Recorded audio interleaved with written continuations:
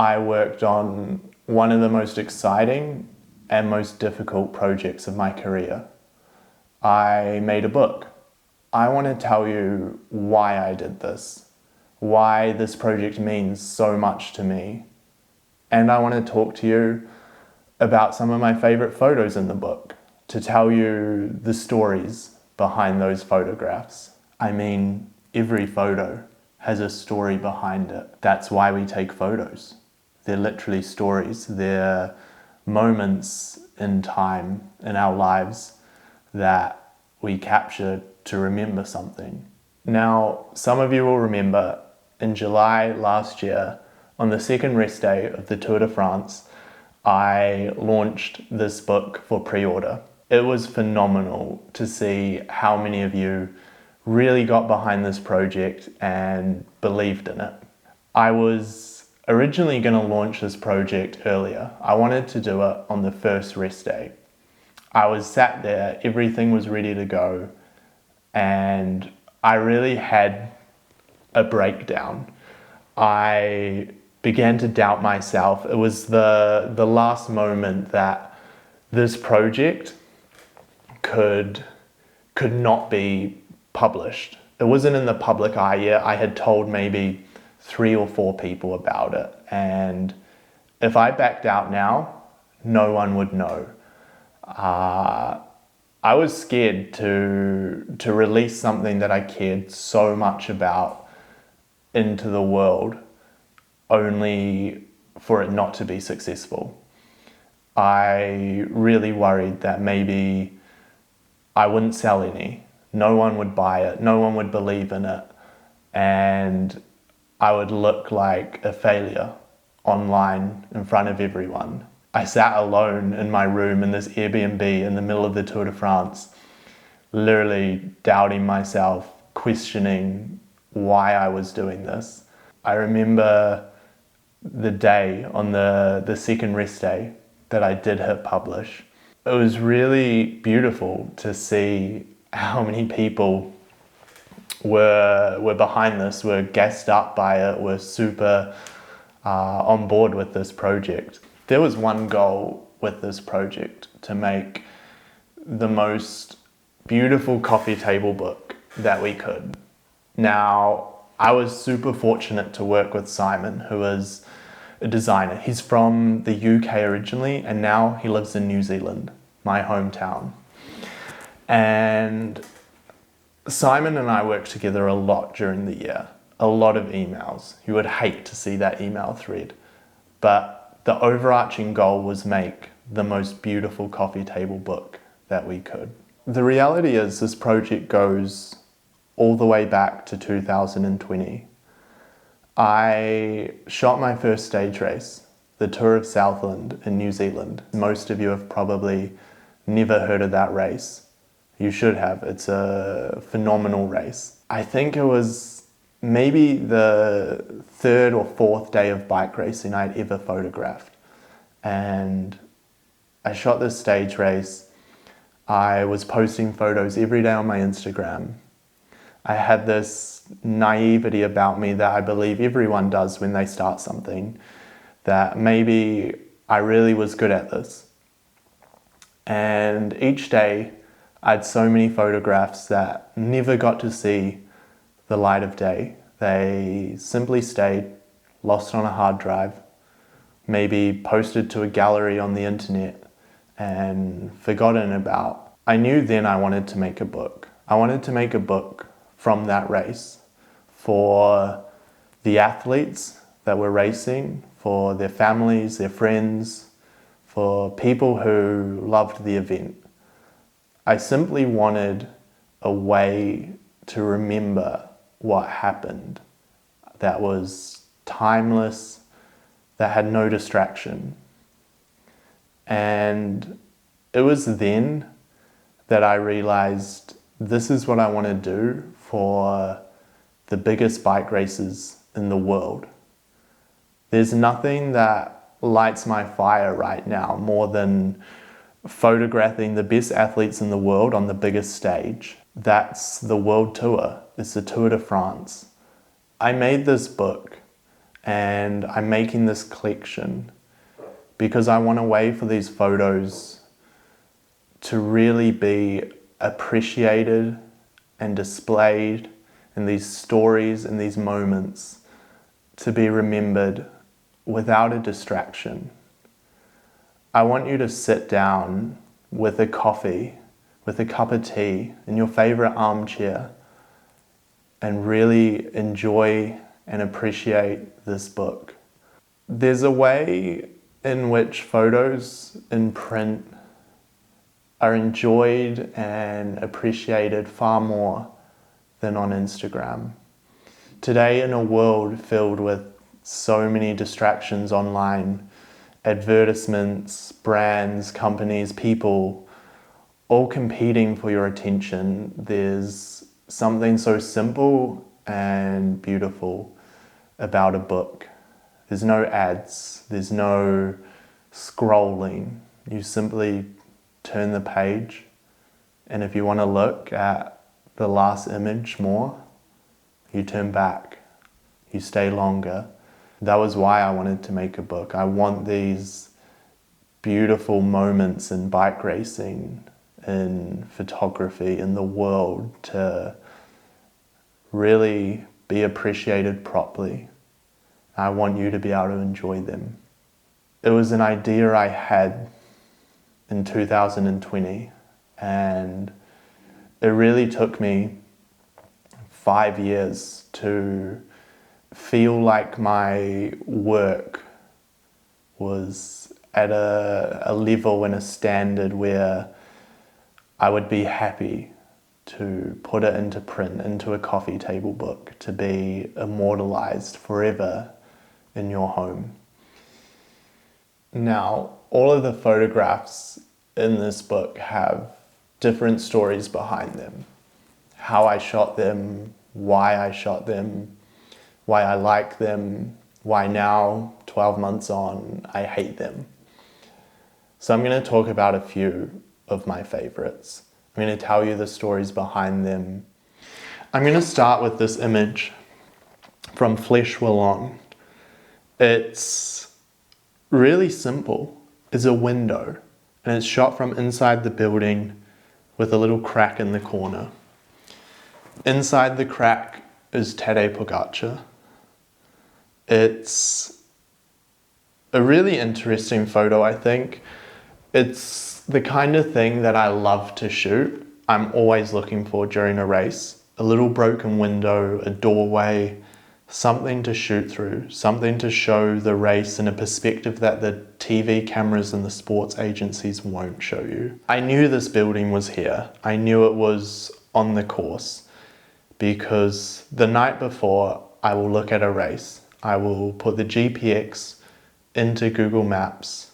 I will use Street View, Satellite View to really scan the course and see where I could shoot, what would be of interest, how I could make something look good. I'd seen this collection of buildings and old farm buildings on a downhill left-hand corner. I thought, maybe they can work. Maybe I can get inside and make an image worth taking. I didn't know the window was there. You can't see a crack in a window from Street View. I wish you could. It would make my job so much easier. I remember coming into this collection of buildings. We were maybe only a minute ahead of the race. As soon as we pulled up, I saw the windows, I saw the cracks. I told my moto driver immediately, Siggy, he's from Belgium, he's a local, he's a hero, he keeps me safe every race, he never fails. I told him to park, I jumped off the motorbike and I ran inside. I saw this little crack in the window and I thought maybe this shot will work. But the angles were so off, I had to stand inside, hold my camera above my head, and it just worked. It was really delicate because what you don't see in this photo is between this building and the road was a collection of parked cars. They really blocked the angle. So I had to hold it above my head at the right height, looking down, shooting through my little flip screen. And because the peloton was descending, and they were turning the corner, the front half was lined out. I knew I would get the individual riders. I focused on the motorbikes as they came past, locked the focus on manual. Otherwise, you shoot auto, especially on servo, the camera can jump back to the window while you're shooting. And then all your photos are lost, ruined, unusable. Not to say an out of focus shot is always bad, but in this instance, it's not what I wanted. As soon as the TV motorbike came past, I held the shutter in. And it's funny because I actually have a shot just like this of almost 50% of the peloton, all individually in the window. I was really fortunate with the shape of the crack that it lined up with the rider's position. And I had Tadej Pogačar in the World Champs jersey alone. It's kind of this crazy combination of a lot of luck, but also a lot of experience in knowing, in almost 30 seconds inside that building, how to take the photo, how to make it work. There's not really a lot that I would change about this image. I, even now, almost a year later, still really love this, and I think it will always be one of my favorites. Almost because the story behind it is so fast and there was so much pressure. I knew this was a super cool opportunity when I saw the window, and if I could just make it work, because so many times it's almost right and then you just mess it up. You can't make it work. I remember sitting in the McDonald's editing with my friends Zach and Russ after the race, and I told them, yeah, I have a cool photo. It's very rare I will say that. It's very rare I really love the work I do, but this photo, it's one that means a lot to me now. The next photo I'm going to talk to you about comes from the Giro, stage 13. It's really funny because it's one of my favorite photos I shot all season, and it comes the day after I got robbed. Really a funny story, but you'll have to read about it in the book. It's a photo of the peloton descending, a set of switchbacks, or in Italy as they call them, tornantes. The peloton's lined out, crisscrossing down the image. The photo's hectic. There's power lines in the middle, fans with their cars parked, street signs, a handful of other photographers amongst it, a tractor with an Italian flag. It's really a lot going on. It's a little bit chaotic. Very much a style that I almost try to avoid. I try to find a super clean image and leave the chaos to other photographers who I think can document it far better than I can. We parked our car at the top of these switchbacks. Looking down, it was a really nice view, rolling hills in the distance. But to me, it felt very average. I really thought there must be a better photo than this. I can find something that I like a little more. Keep trying.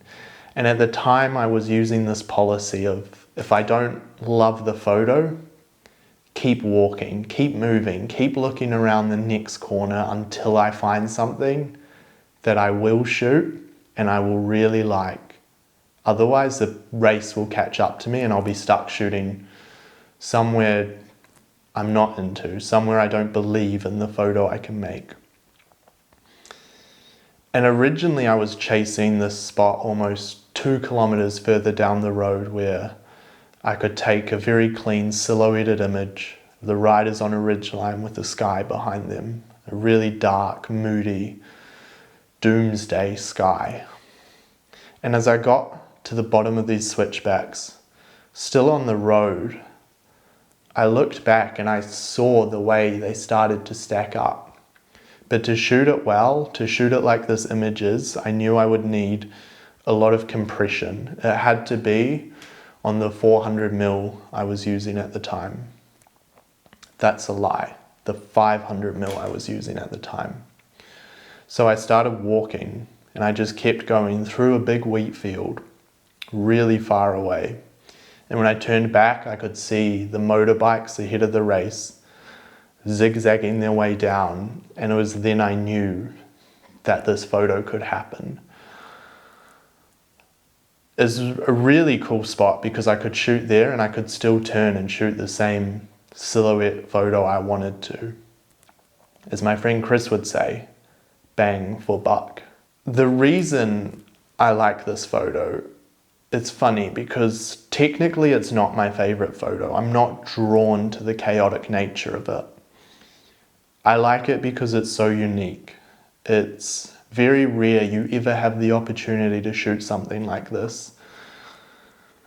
And for all the cycling photos I've looked at, I've really not seen something like it before, other than the video images that the heli can catch when it's filming a race.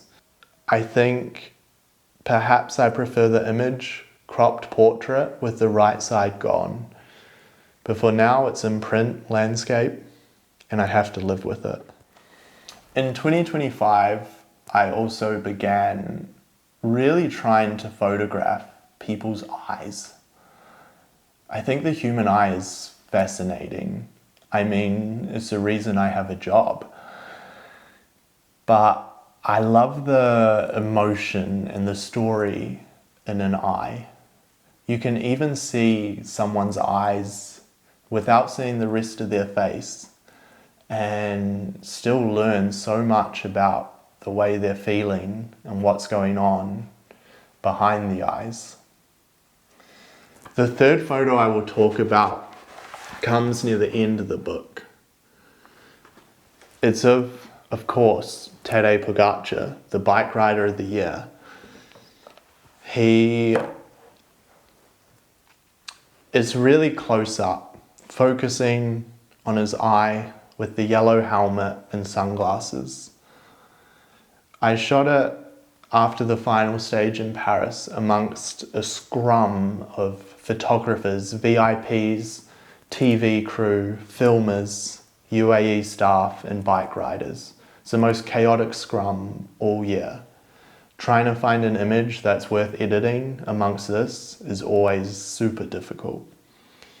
I love this photo because you can see the happiness in it, the joy, the relief of finishing, of finally winning his fourth Tour de France. As so rare this race, the Tour de France last year, Tadej was not a happy man.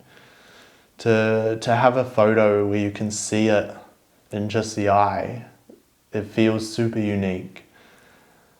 I was really proud of this one.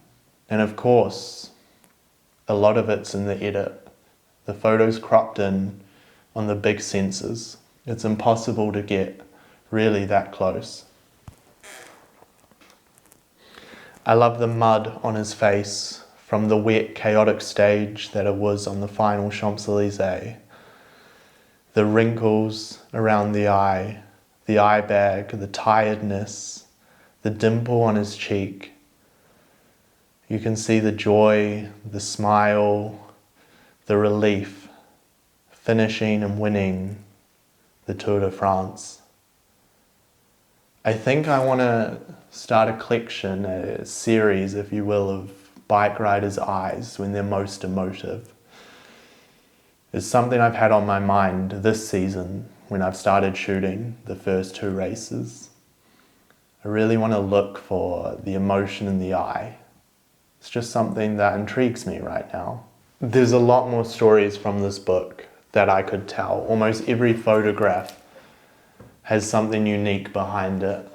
I could sit down, I think, for hours in a dark room with a nice lamp, a good coffee, and talk to you about the moments behind them. This book is more than that. It's a collection. How long it lasts, I have no idea. I said I will do this job for as long as I love it. For those of you asking, there will be a 2026 edition. But first, I'm going to make it available to everyone who purchased the 2025. There's nothing worse than an incomplete collection. And for those of you that believed in this project from the very beginning, I want you to have the opportunity to continue your collection. Okay, well, I think that's a YouTube video done. I want to say thanks for watching. That was super stressful. It's my first YouTube video, and this was filmed on like the most homemade setup. Look at this. There's literally a lamp, the tripod. I have a white fill light here, a lamp somewhere over there backlighting this situation. So yeah, thank you for watching.